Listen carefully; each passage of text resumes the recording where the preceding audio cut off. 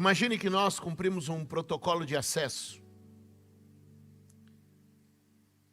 É de baixo para cima que o culto começa quando adoramos, oramos e ofertamos ao Senhor. A Bíblia coloca esses 3 elementos do culto, a oração, a oferta e a adoração, como uma fumaça que sobe, um cheiro suave que sobe às narinas de Deus. Ou seja, é de baixo para cima que o culto começa quando nós cumprimos certos protocolos de honra e adoração para acessar o céu, ou provocar o céu, ou chamar a atenção do céu. E é justamente nesse momento em que os papéis se invertem. Olhe para mim. É justamente nesse momento que os papéis se invertem, porque agora é do céu para a terra. Nós apresentamos nosso culto a Deus e apresentamos nossa devoção a Deus com o nosso melhor, cantamos, oramos, ofertamos, celebramos ao Senhor, preparamos nosso culto diante dEle, e agora a nossa expectativa é que o céu responda. E Deus sempre responde pela sua palavra, amém?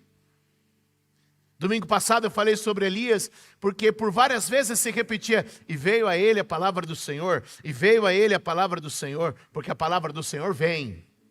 Quantos podem dizer amém?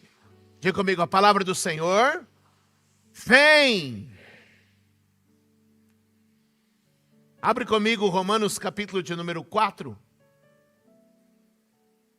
Carta do apóstolo Paulo aos Romanos, capítulo de número 4.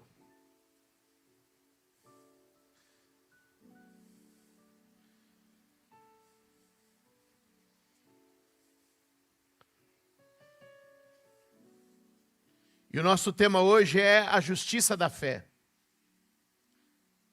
Deus faz justiça à nossa fé. Quantos pode dizer amém? Repete comigo forte o tema de hoje, vamos lá. Deus faz justiça à nossa fé. Romanos capítulo de número 4.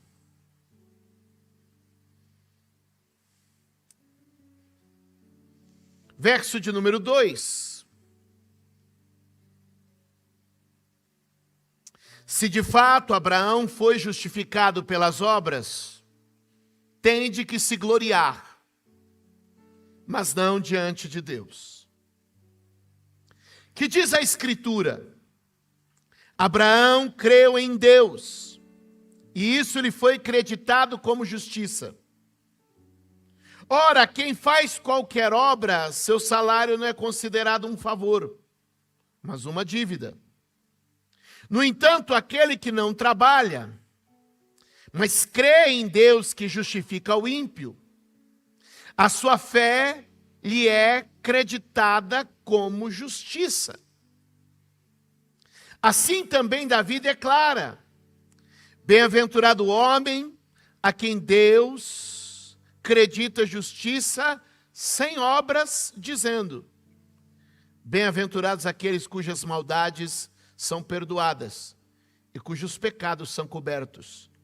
Bem-aventurado o homem a quem o Senhor não acredita pecado. Diga glória a Deus. Diga comigo, Deus faz justiça ao que crê. Às vezes nós oramos de maneira errada. Nós queremos orar ao Senhor por meio de nossas obras. E nós queremos alcançar a Deus por meio de nossas obras. Ou por meio de nossas dores. E aí a gente vai diante de Deus e faz a oração errada. Como assim, bispo? Sabe, é às vezes tentando convencer Deus por meio do nosso sofrimento. Eu vou orar e vou dizer: Senhor, eu fui ofendido. Senhor, eu fui lesado. Senhor, eu fui ferido. Então eu estou dizendo: Deus, olha que me prejudicaram. Fizeram mal para mim.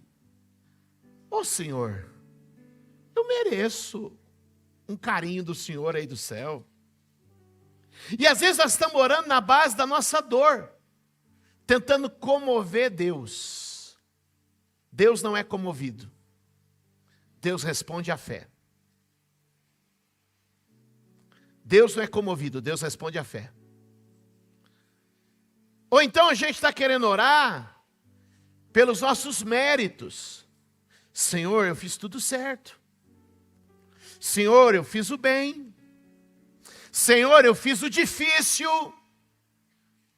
E aí eu estou tentando convencer a Deus pelos nossos méritos.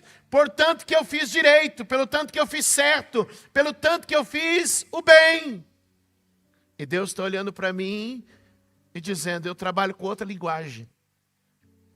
Eu trabalho com a linguagem da fé. Porque tem gente que sofre e não crê. Tem gente que faz o certo e não crê. E Deus se relaciona conosco por meio da fé. Então, qual é o jeito certo? Qual é o caminho certo para Deus hoje? É eu creio. Eu creio. Irmãos, você chegar diante de Deus, Deus, eu fui ofendido, Deus, eu estou sofrido, pode até ser uma boa terapia. Pode até aliviar a sua alma. Chega Deus, eu fiz tudo certo. Deus, olha, eu fiz as coisas mais difíceis, eu fiz, Deus. Pode até ser um bom renovo de merecimento, crença de merecimento. Mas a chave para o reino de Deus é, eu creio. Deus, eu creio que o Senhor pode curar. Deus, eu creio que o Senhor pode livrar. Porque Deus nunca é provocado pela dúvida, Deus é provocado pela fé. Lembra quando você era menino, que alguém falava, duvido você fazer isso, e ela fazia, porque alguém duvidou de você? Aconteceu isso com você? Duvido você pular daqui. Duvida? Essa é a vez que eu vou pular. Eu duvido você ir lá fazer tal coisa. Duvida, é? Pode deixar que eu vou lá. Você vai ver. Você vai ver se eu não faço. É ou não é? Deus não é provocado pela... eu duvido se eu fazer. Duvido se eu descer aqui e fazer. Duvido. E Deus me provoca. Agora, se tu falar assim, eu acredito que o Senhor faz. Aí ele fala assim, você está mexendo comigo. Você está me provocando. Eu vou mostrar para você. Segura na mão de alguém e diga, Deus é provocado pela sua fé. Deus é provocado pela sua crença. Então, qual é o princípio da nossa oração? Deus, eu creio. Aí você vai dizer para mim, bispo, eu fui ofendido. Senhor, eu fui ofendido, mas eu creio que tu és a minha justiça. Senhor, eu fui lesado, mas eu creio que tu és a minha restituição. Deus não vai fazer porque você foi lesado, mas Deus vai fazer porque você crê na restituição. Por favor, porque você crê na restituição. Senhor, eu fiz o bem, eu plantei a semente, e eu creio que tu és um Deus de colheita. Deus não vai se mover pelo que você fez, mas Deus vai se mover pelo que você crê. Levante a mão e diga, eu sou filho de Abraão, e como filho de Abraão, a minha linguagem com Deus é a linguagem da fé. Levante a mão e diga, eu estou pronto para crer.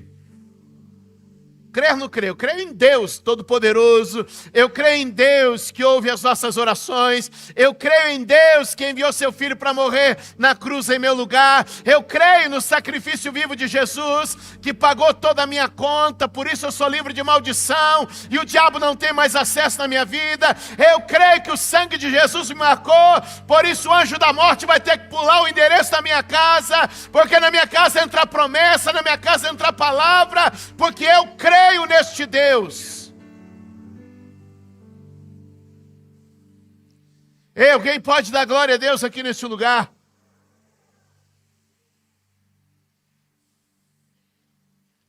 Levante a mão e diga, Deus faz justiça à fé.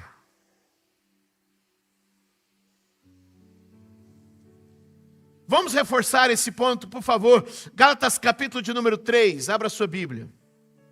Se eu fosse você, eu anotava esses textos, voltava em casa e lia a semana toda. Aleluia. Aleluia. Gálatas capítulo de número 3, verso de número 6. Diga glória a Deus. Deus é bom, não é? Eu estou celebrando o Senhor aqui. Gálatas capítulo 3, verso de número 6. Olha o que a Bíblia diz. Vamos lá, ponto a ponto. Assim como Abraão creu em Deus. Aleluia! Assim como Abraão creu em Deus, e isso lhe foi imputado como? Sabei, pois, que os da fé é que são filhos de Abraão. Ora, tendo a Escritura previsto que Deus havia de justificar pela fé os gentios, anunciou primeiro o evangelho a Abraão, dizendo: em ti serão benditas todas as nações. Oh, aleluia! Lá em Abraão, Deus estava dizendo: vai ter gente que crê no Brasil. Vai ter gente que crê em São Paulo. Oh, maravilha. Verso de número 9, você vai ler comigo. Respira aí, puxa um ar. Respira. De novo. No 3, você vai ler com vontade o 9. Está aí na tela o 9, vamos lá? 1, 2, 3.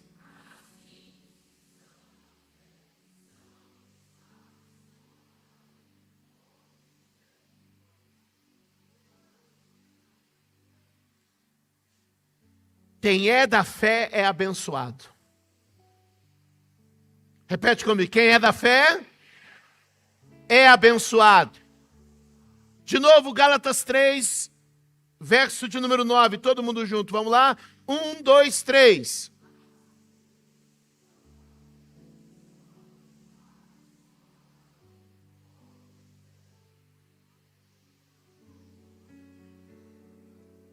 Por herança eu já fui abençoado. Por herança você já é abençoado. Portanto, creia que você não está em uma lista de maldição. Você está em uma lista de bênção. Semana passada, no final do culto das 10, Deus me deu uma visão. Eu compartilhei isso nos outros cultos, das 5 e das 7, porque a visão chegou no final do culto das 10. Eu vi a Bíblia aberta em Deuteronômio, capítulo de número 28. E Deuteronômio, capítulo 28 é dividido em duas partes. Bênção e maldição. Quem conhece a Bíblia sabe. E quando nós estávamos terminando a ceia, no horário das 10h30, eu vi como uma Bíblia aberta. E sabe quando você faz um X que anula assim, cancela uma parte, bota um X assim para cancelar? Eu vi sobre a lista da maldição uma cruz. E eu perguntei: Jesus, o que é isso? E ele disse: na cruz eu cancelei toda a maldição. Portanto, não há maldição sobre aqueles que se abrigaram atrás da cruz. Atrás da cruz. A gente é o povo que todo dia de manhã vem se esconder atrás da cruz. E a gente não está escondido na sombra da cruz, a gente está escondido na luz da cruz. Levante a sua mão e diga: sobre a minha casa e família não há mais maldição.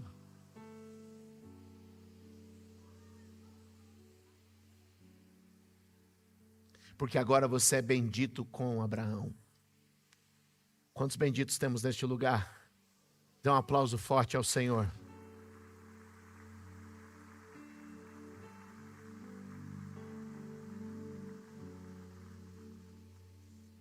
Então a gente está num lugar de bênção. Posso ouvir um amém? E o que a gente precisa é avançar por fé. Avançar por fé.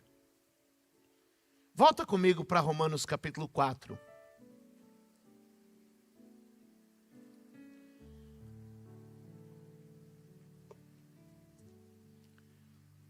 Eu já estou uns dias estudando essa passagem e pedindo a Deus sabedoria,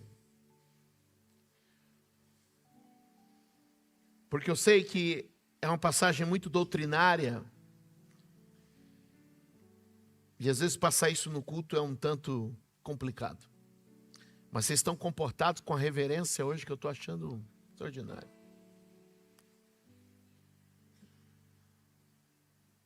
Romanos capítulo de número 4.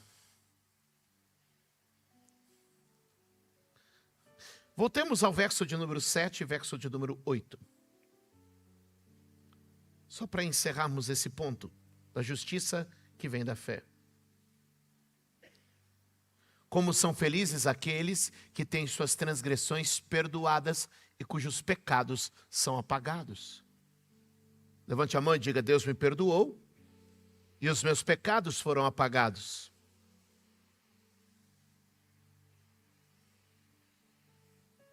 A Bíblia diz que todo aquele que confessa e deixa alcança a misericórdia. Posso ouvir um amém? Quem confessa e deixa alcança a misericórdia. Então o que Deus fez? Perdoou e apagou. Pecados perdoados e apagados. Quem pode dar glória a Deus? Portanto, se agora lá no tablet celestial houver uma consulta, não, nada consta. Não, mas cara, eu sei, ele fez isso, isso e isso. Nada consta.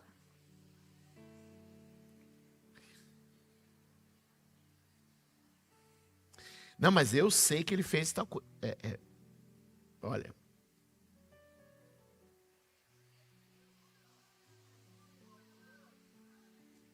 E isso é maravilhoso que nos leva ao verso 8. Quem pode dar glória a Deus?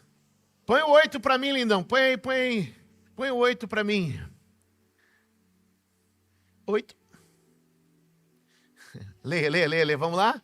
Como é feliz aquele a quem o Senhor não atribui culpa. Então agora é andar livre da culpa. Quem pode dar glória a Deus aqui? Então, ok, Deus apagou o pecado, Deus perdoou, Deus apagou, e agora o que você precisa fazer é se livrar de todo tipo de culpa. A culpa que te condena, a culpa que te intimida, a culpa que te desencoraja. Sabe, Deus está hoje quebrando aqui o cativeiro da culpa no meio da igreja. Porque tem muita gente ainda oprimida pela culpa do seu passado. E o sangue de Jesus passou aqui. Quem crê que Jesus pagou pelos seus pecados na cruz, diga amém. Quem crê que Ele levou a maldição e a condenação sobre os seus ombros na cruz, diga amém. Então não há mais culpa que tenha poder sobre a tua vida. Homens e mulheres livres de culpa podem caminhar com santidade na presença do Senhor. Alguém pode dar glória a Deus? Então chegou o nosso tempo de viver a fé. E como é que a gente vive a fé? Verso de número 12, do capítulo de número 4 de Romanos. Romanos 4, 12. Que é isso, varão?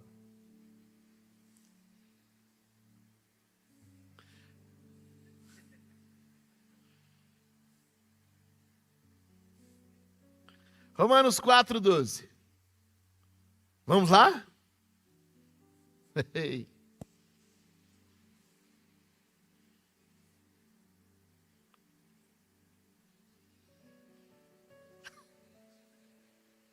Gozar, a minha Bíblia nunca fez esse barulho.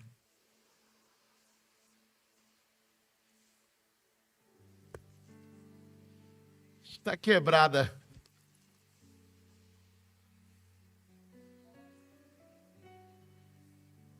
Romanos 4, 12. Vamos lá. E aqui ó.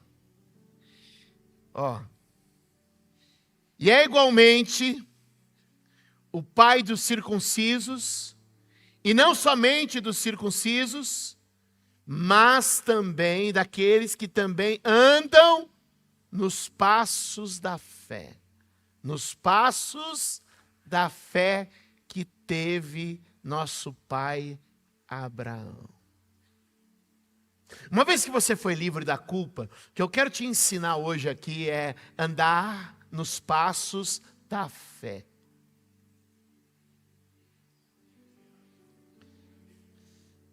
Meu horário terminou, preciso dispensar vocês. Tchau. Rapidinho. Abençoa para construir o templo logo e a gente não ter essa correria, né? Amém. Vamos lá. Diga comigo, andando nos passos da fé. Como é que eu ando nos passos da fé? Quem quer aprender? Número 1, verso 13. A promessa de que havia de ser herdeiro do mundo não foi feita pela lei a Abraão ou a sua posteridade, mas pela justiça da fé. Diga comigo, promessa. De novo e mais forte, toda a igreja. Como alguém começa a caminhar por fé, começa a caminhar pela... É olhar o que a Bíblia diz a meu respeito e começar a viver a... É olhar o que a Bíblia promete sobre nós e começar a caminhar por ela. Deus tem uma promessa. Deus sempre nos chama com uma promessa. E eu quero dizer, comece a estudar as promessas de Deus e comece a viver por elas. A Bíblia está recheada de promessas divinas. E eu quero abrir a minha Bíblia e quero ler as promessas de Deus para minha família, e quero ler as promessas de Deus para minha saúde, e quero ler as promessas de Deus para minha casa, e quero ler as promessas de Deus para as minhas finanças, e quero ler as promessas de Deus para os meus relacionamentos. E alguém vai dizer, mas o senhor nunca ficou doente? Claro. E aí o que eu faço? Eu venho para as promessas de Deus para a minha saúde. Mas o senhor nunca teve uma pendência financeira, uma dificuldade para pagar suas contas ou para levantar recursos? Sim, mas eu venho para as promessas de Deus, porque é nas promessas que eu começo a caminhar pela fé. Diga comigo, primeiro passo, promessa. E até mesmo quando eu sou acusado ou culpado, eu volto para as promessas que ele diz, não há culpa nem condenação. Até mesmo quando eu sou oprimido ou opresso, eu venho para as promessas que diz, o Senhor é quem me dá a alegria da salvação. Aleluia! E até quando eu estou no meio de uma batalha, então eu venho para as promessas quando ele diz, em todas essas coisas, você já é mais do que vencedor. Como é que eu começo a caminhar nos passos da fé? Verso 12, passos da fé. Verso 13, começo a caminhar pela promessa. Fé na promessa. Segundo, olha só, verso de número 17, capítulo 4, verso 17, segundo passo. Primeiro passo, promessa. Segundo passo, vamos lá? Romanos 4, 17. Como está escrito, eu constituí pai de muitas nações. Ele é o nosso pai aos olhos de Deus. Em quem creu, o Deus que dá vida aos mortos e chama a existência coisas que não existem, como se já existissem.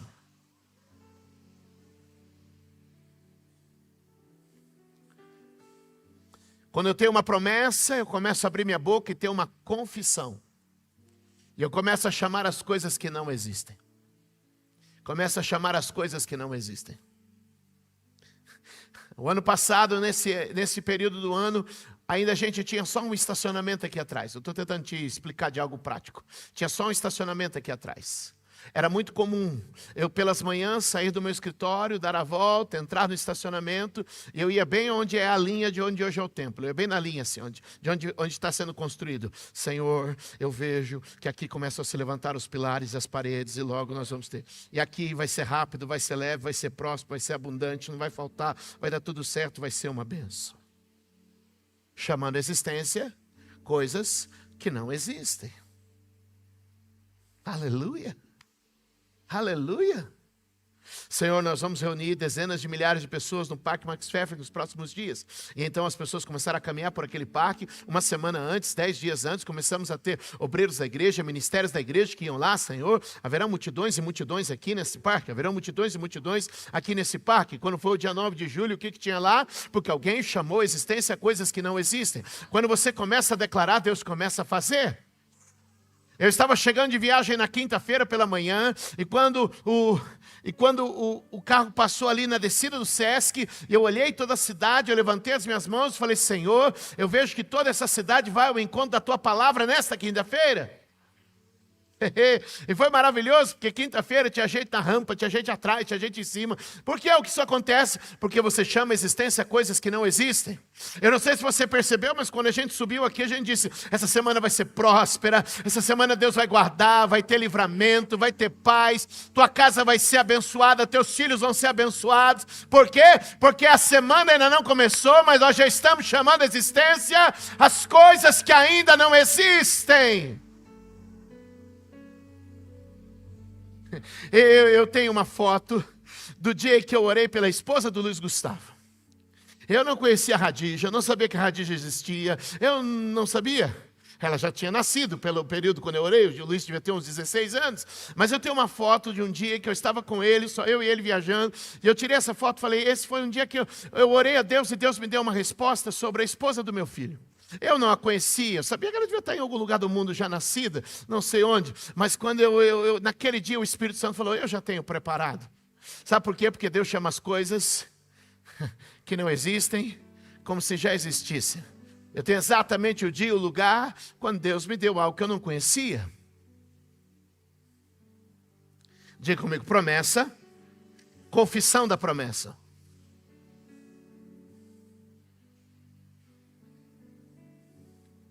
Podemos avançar?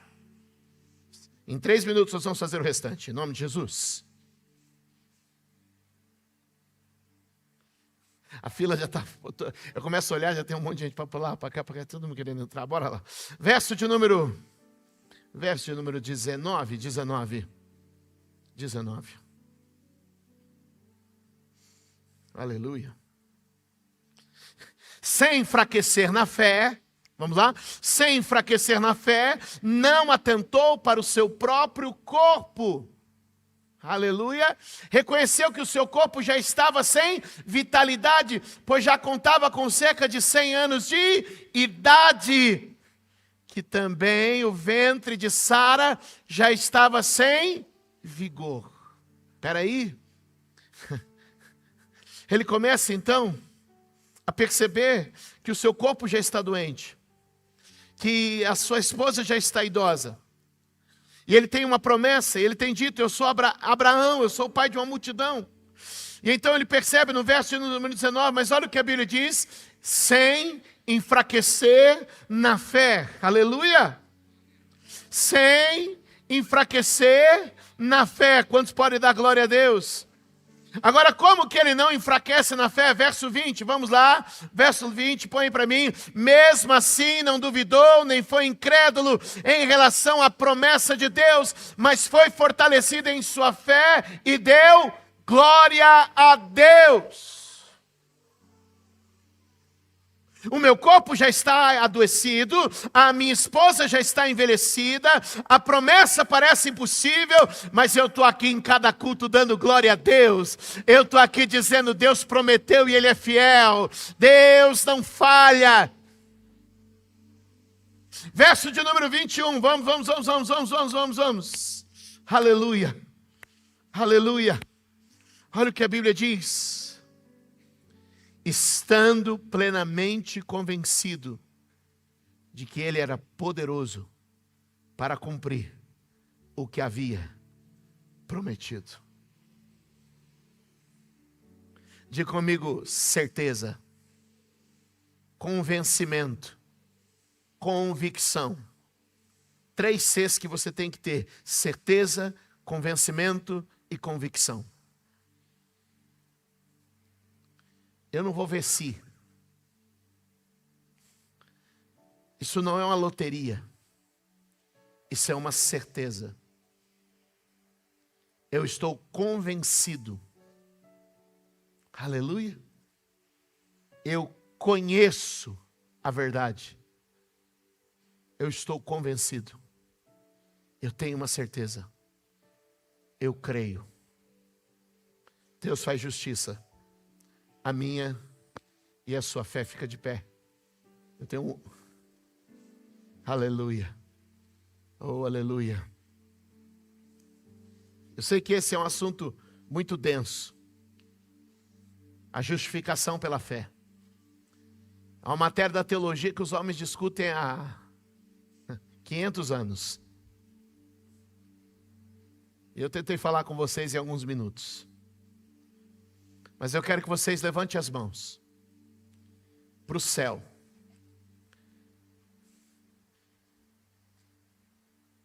Não é algo que eu sofri, nem algo que eu fiz.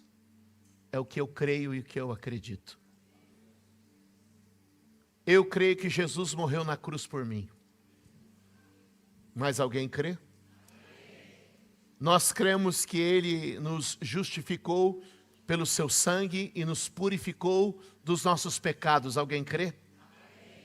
Eu creio que Ele perdoou e apagou os pecados da igreja e do seu povo que crê.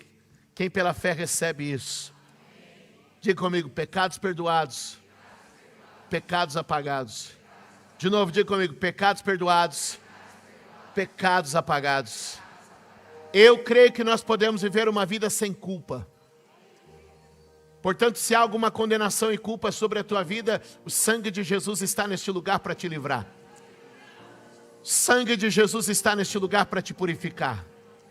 Diga comigo, quem confessa e deixa, alcança misericórdia. Isso é para quem confessa e deixa. Para quem confessa e continua, não. É para quem confessa e... Para quem confessa e deixa, alcança misericórdia. Se você confessou e deixou, creia, o Deus de misericórdia está visitando a tua vida. O Deus de misericórdia está visitando a tua casa. O Deus de misericórdia está visitando o teu lar. O Deus de misericórdia está visitando você hoje. Eu quero declarar que eu vejo pelos olhos da fé que cativeiros de culpa estão sendo quebrados deste lugar, em nome de Jesus. Quem pode dizer amém? Eu vejo que o diabo está perdendo terreno na sua vida, porque a sua fé está crescendo e a culpa foi quebrada. Nunca mais, nunca mais.